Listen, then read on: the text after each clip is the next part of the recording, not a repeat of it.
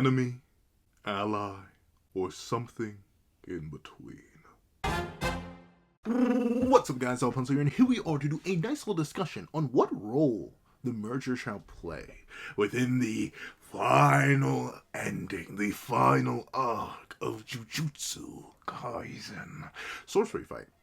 I still can't get over the fact that it's literally just sorcery fight. I don't know why it took me so long to learn that fact, but the fact that Jujutsu Kaisen is literally just sorcery fight, it just makes, I don't know, it's just funny to me. But with that being the case, the question today is, what role shall the merger play? Is it going to be an enemy? Is it going to be an ally? Is it going to be something neutral? What's going to happen when the merger happens? Because I still believe the merger is going to happen. But of course, there's a whole bunch to talk about. So let's not waste any more time and let's hop right into it. Editing me, are you ready? 3, 2, 1, go. What's up, guys? That guy with a pencil here. Fun fact, I do happen to have it on me and keep it on me at all times. And another fun fact, the merger. The big M-E-R-G-E-R. And I ain't talking about no JoJo's Bizarre Adventure. I'm talking about big merger. This fat old thing right here. Though, of course, we don't know if it's actually going to look like this, considering this is Kenjaku kind of just theorizing. It's not just a theory. It's a jujutsu theory. Yeah. May have to copyright that. No, I'm kidding. But of course, Kenjaku, his whole goal for these past, presumably full 1,000 years, if not a little bit before that, not a little bit after that, has been to make this bad boy right here, the merger. And notably, the conditions for the merger to be born are maybe complete. It's kind of a little bit vague. Of course, remember, the main condition for the merger was what Kenjaku showed up for, as he naturally asked, where's Tengen? What's going on here? Where's Tengen? Let's get to working. So Kenny got Tengen. Fully has Tengen. But notably, Kenny didn't start the merger immediately. He still believed there was a little bit more cursed energy juice to slurp up. And of course, he was running around, bot, and then bot, and then bot, and then bot, and then bot, a whole bunch of sorcerers to get the numbers down and that cursed energy total up to try and end the culling games. And he even instated a rule to try and end the culling games once it was only him and Sukuna left alive. All that good, important, juicy, scrumdiddlyumptious stuff. But of course, a certain someone said, I'm sorry, you want to do what? And proceeded to show up and show out to immediately remove Kenny from the narrative. So I guess that's it, huh? No Kenny, no merger, right? Like, he's the guy who wanted to do it. Clearly, Mr. Perfection over here wouldn't want a merger. That's progress. He's more interested in stagnancy. And plus, if you fuse all the humans in Japan together, that means Sukuna needs to go find somewhere else to eat. He can't eat all the merger. It would all taste the same after a while. Just taste like a big old mass of cursed flesh. Now he's going to have to run over to the mainland, and then he's going to probably run out of food there. He's going to run over to the next mainland, and then he's probably going to leap across the seas and hop over to the other mainland. Like, obviously, Sukuna probably wouldn't be all down to do the merger, at least not on his own. He'd probably just like, yeah, fine, whatever, Kenny. I'll support you. Kind of. I'll protect you, I guess, because, you taught me how to split my soul. That's probably about the only thing that this guy has any investment in. So the merger seems to be cooked, right? I mean, the only guy who is actually genuinely interested in doing it is currently at the hands of a Yuta Akoto. So clearly, we're done, right? We don't have to worry about it no more. I would say that if it wasn't for the end of 243, as it's clearly stated that Kenjaku says, I see. I hate to leave so much undone, but my will shall be carried on. So, if that isn't foreshadowing in one way, shape, or form, I don't know what is. And also, as insane, as the next level, as buku bonkers as Gege is, and as they've spent time to build up other plot points only to immediately drop them, or just proceed to not mention them. Remember, Sukuna apparently fell from heaven. Remember that whole fallen plotline? The dishonored one? The disgraced one, all that. Yeah, we just haven't gotten a mention of that.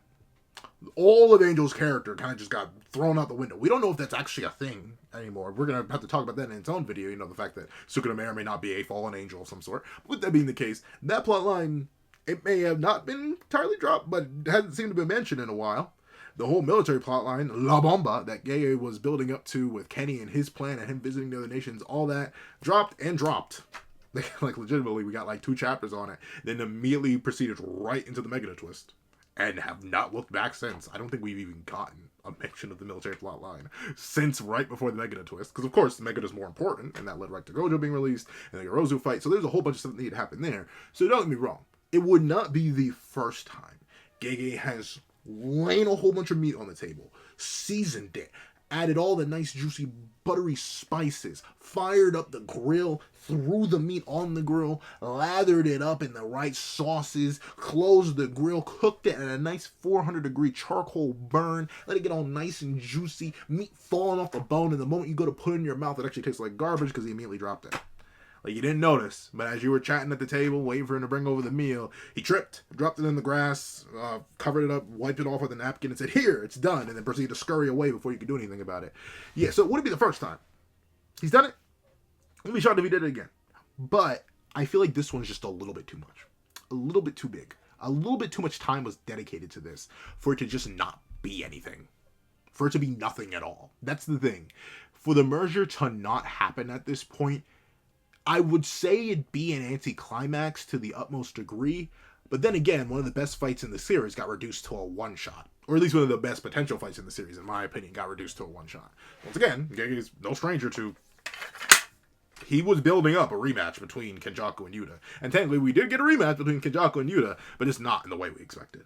So who knows? Maybe the merger will spawn, and it will, as Kenjaku hypothetically theorizes here. Not that. Not that. But maybe it will just end up being, something with a funny face. Like, it may just be that. And it may be like this.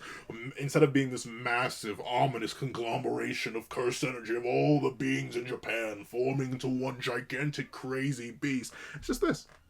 And it's like the size of my hand.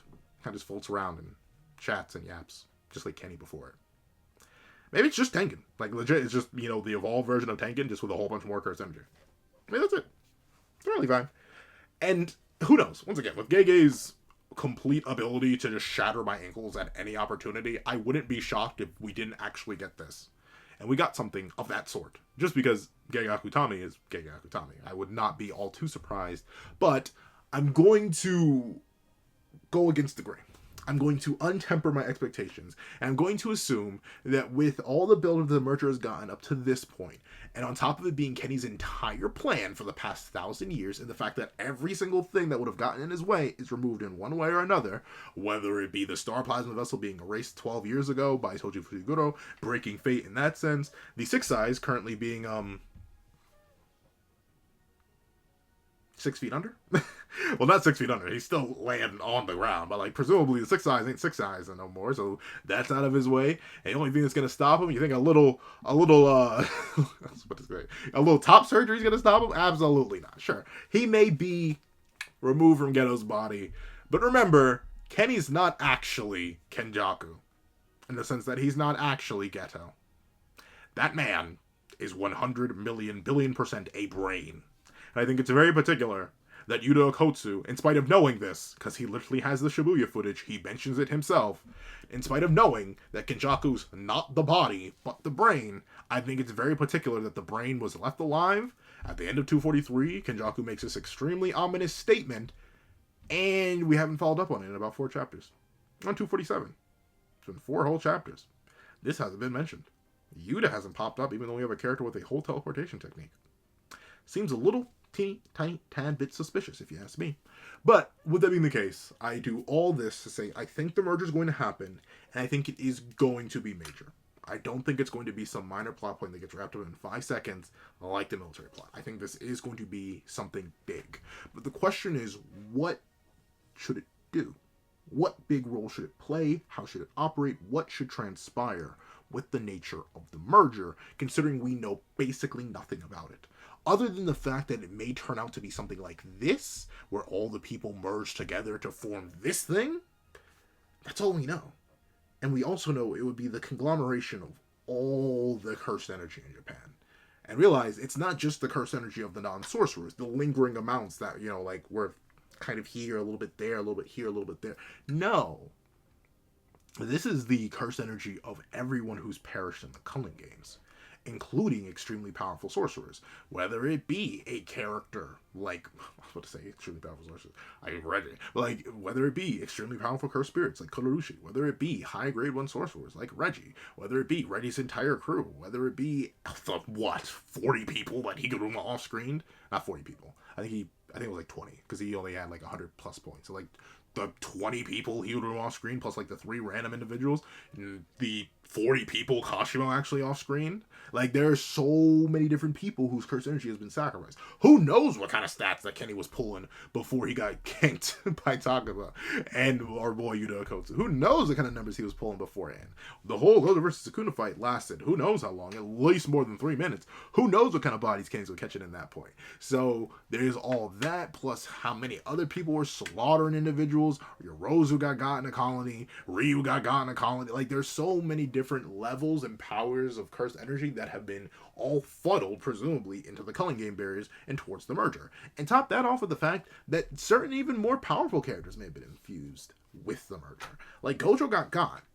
I don't think it was in a barrier. I'm not sure if I don't think there's a barrier, because we see, like, clear skies. But, like, presumably, maybe even Gojo's cursed energy has been translated into the merger.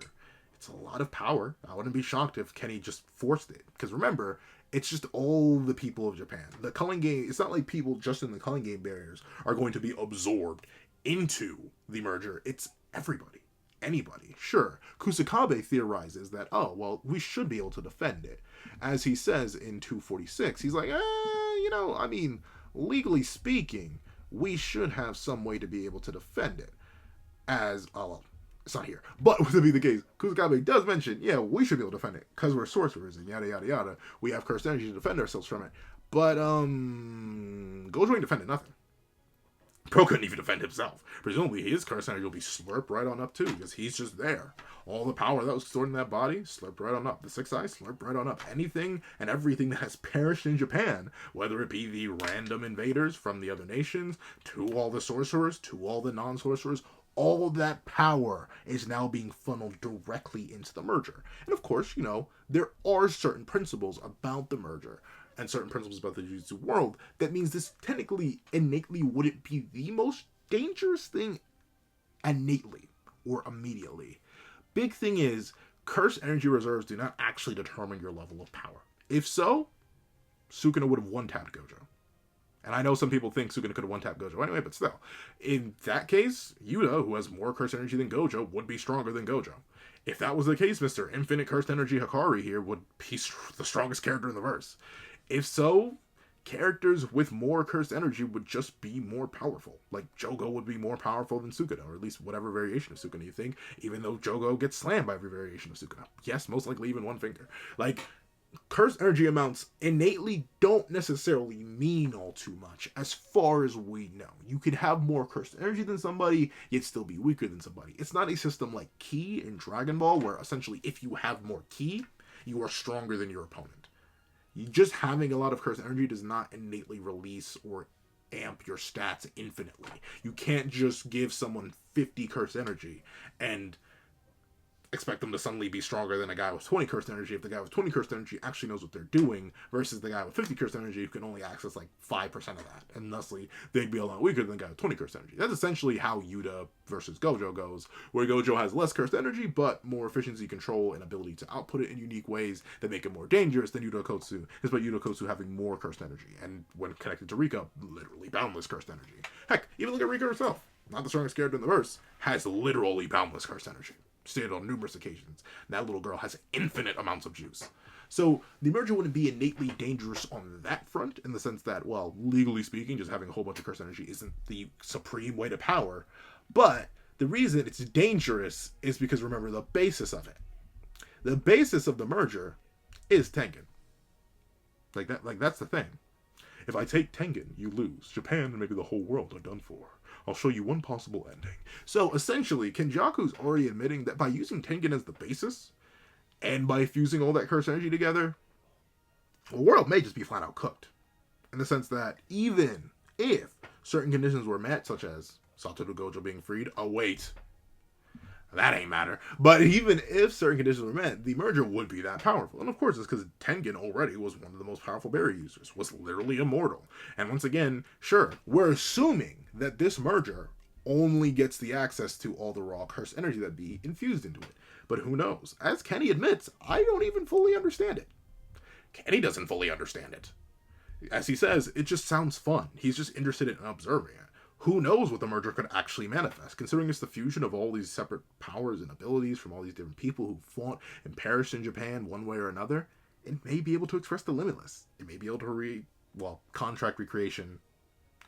Would need contracts for that. But like Ryu's highest output blast, may be able to manifest that. Yorosu's creation ability. The upward limits of these things are essentially whatever Gege can write it to because it's that vague. There's so little information on it and how it would function that Gege is kind of in a point where he can just write something down on paper and I wouldn't be able to question it because we don't understand it. All we know is that it's literally everything outside of those who can actively defend themselves. And like Maki, I guess, because she won't actively defend herself, but she also doesn't have any cursed energy, so presumably she'd be immune to the absorption process, as that requires having at least trace amounts of cursed energy, but Maki has literally zero. So, like, the merger is going to be insane. The most cursed energy in the series by a long shot, most likely even way more than Sukuna himself, the guy who has more than double the curse energy of Yuta, maybe upwards of 3 times the curse energy of Yuta, would have less curse energy than the merger. The merger may have the ability to express other curse techniques based on those who ended up becoming a part of it, whether that be the strongest sorcerer of the modern day, so I'm gonna call him half Joe Satoru, but like Gojo Satoru, whether it be, maybe, I don't know, the Judge Man himself, Higuruma Hiromi, whether it be even, maybe, if it gets truly tragic and truly devious, it may even end up being the strongest of the Edo, hajimekashimo. Or if you think Ryu is the strongest of the Edo because of the highest output statement, it may be the other strongest of the Edo, Ryu Ishigori. The merger can do anything. It can be anything because it's so free and flexible that there's basically nothing we can predict about it. But the question is, what role is it going to play? There is the most generic one, but admittedly the one that is seemingly the most built up, based on how Kenjaku hypes it up, based on its role in the narrative, and based on what it would mean. This thing could just be a villain. If not villain, more like an antagonist. Kind of like how Kid Buu, legally speaking, isn't a villain. And you'd be like, what? Pencil, Kid Buu isn't a villain, but like, he's literally evil. I mean, yeah, he's literally evil incarnate, but I'd consider Kid Buu more Calamity. Like, Calamity that doesn't really think or act or like do things of like will and stuff like that. Like, Kid Buu's more of a phenomena, a natural part of the universe versus, I don't know, something like this guy, Sukuna, who is very clearly unnatural and like has actual means, thoughts, and metrics. Even if he doesn't have a very concentrated or specific goal, his existence is very much conscious. He could choose not to nibble on people. He chose not to. He chose to be like genuinely evil and a threat and a massive thing. But with that being the case, the merger could just be that. It could just be this conglomeration of everything. And remember what Tengen mentioned. Hey, the reason to be so dangerous if I fused with all of humanity is, sure, we'd be fine if there was like no negativity in there. If a single person thought something negative though, and that wave of negativity spreads across the entire conglomerate, we could accidentally end up destroying creation itself. Whoopsie! Like that's just a thing that gets established. Like, Tengen even fully admits, like, hey, it could get tragic. Maybe you guys don't want to do that because it could turn violent pretty much immediately, just based on how little control I'd actually have when I'm assumed by literally millions of other people. So that is a thing that could very easily happen. So naturally, the merger being malicious seems like a pretty rational idea. Even if there were a billion good people, all it takes is one bad apple to ruin the bunch. One weak link to ruin the rest of the chain, so on and so forth. So, evil merger, basically the most basic assumption of it, the easiest path to go down. It's just a big, beefy final boss. Especially if it manifests in this way, which is seemingly a very similar way to a fully manifested Rika, that would kind of just be it. It's just like, oh, this is the big evil conglomerate thing. Now our cast needs to band together and beat it up after they beat up. After they beat up who? Who are they fighting? Oh yeah! Yeah, this guy. Not Yuta. This guy. Ryomen Sukuna. I don't think I need to tell you I don't think you need to tell you. I don't think your mama need to tell you. Yeah, this man's been putting up generational numbers. Like dropping the strongest of the modern day, dropping the strongest of the Edo to the point where all the strongest of the Edo can do is glaze on him before getting immediately turned into a waffle. Like packing up the man with the raw talent equivalent, if not flat out greater, just based on how quickly he learned RCT, to Satoru Gojo, just dropping him like this. His spontaneous evolution not even being close to enough to actually reach the peak of Suguna, dropping him, and most likely being just fine even against this final gamble just because of how broken he is. Ryuan Suguna is putting up generational numbers. He's putting LeBron 2018 numbers up. Like, this man shouldn't even be doing this. Like, he's legendary right now. Bro might as well be the best gacha pull you could ever get. Bro is a SSR supreme. Bro is a anniversary unit to end all anniversary units. This man has been around, has not stopped being around, and plans to keep on being around. He's different to the point of actual ludicrous absurdity. To the point where, at least in my opinion, I made multiple videos talking about at this point, I don't think our remaining cast and crew should be able to beat him. Bro could do this at any moment. He could just, and just throw it out. And what is our cast supposed to do? Perish? There you go. That's right. That's exactly what they're supposed to do. Immediately perish. Because there's nothing else. What else are they really supposed to do? I have to say, they simply ain't like that for real. They do not have that dog in them, at least not to that degree. That would be absolutely insane. What are they supposed to do against the guy who can literally just cut space? Literally just deletes, like, bro has existence erasure with a sneeze. Bro, once again, Kusakabe starts game theorying on it, but, like, that don't really matter. This man has Omega dubs, crazy dubs, amazing abilities. And once again, we haven't even explored his whole kit yet. We haven't mentioned Fuga, as Kusakabe even brings up. There's this whole weird lack of the utilization of that ability. He has the spatial slash. He has the regular cleaviness mantle, which is dangerous enough to simply execute Kashimo. He now has one of the major options to actually execute him taken off the board. Most likely, as we don't think this is going to work, and presumably Higuruma's going to get got. Maki is currently in the Shadow Realm, I guess, completely nowhere near. But hey, I don't blame her. If you think Maki's 1.5 finger level, or 3 finger level, just based on what Megami says, despite how little sense that makes, or what Suguna says about 10%, and you ignore the fact that his physical movements are fine, and you think she's 1.5 finger level, it wouldn't make sense for her to suddenly leap up to 20 finger level. If she was 15 finger level, then got stronger, that'd be different. Or if you think all the stats are uniform across all variations of Suguna, that'd be different. But with that being the case, Maki shouldn't be able to do anything. She, unlike everyone else, can't suddenly get curse energy boosts. Some characters as powerful as Yuta Ogotsu right here shouldn't be able to leap up to his level either. Just based on the fact that Yuta Ogotsu is still weaker than a one-armed, low RCT, brain damage Gojo. Okay. Hakari Kenshi is still a pillow puncher. Bro's barely doing any damage to Urume despite slamming them through multiple buildings with punches and or kicks and or tosses. Like, no one should be able to do anything to Suguna. Suguna's just too almighty. He's so perfect and beefy and musculature. And I just love... Wait a minute. There's something that can be done. And that would be the merger. Now, here's the thing. I don't want the merger to be a good guy. Because that's kind of the inverse of the basic assumption of what the merger is going to be. Everybody and their mama, my mama included, that mama with the pencil told me this verbatim. She does not know a Jujutsu from a Kaisen. So... I'm kidding. But, like, seriously, even she knows that, yeah, the most basic assumption of the merger being, a bad thing would be natural, right? Everyone just assumes it's going to be the big bad final boss. And I don't blame people. I kind of think that, too. But, honestly, I wouldn't like it if it was a good guy. I wouldn't like it if Tank was just fully in control. Like, oh, yeah, I'm just going to be chilling, vibing, living life. Like, guess I'm all powerful now. I'm just basically a deity.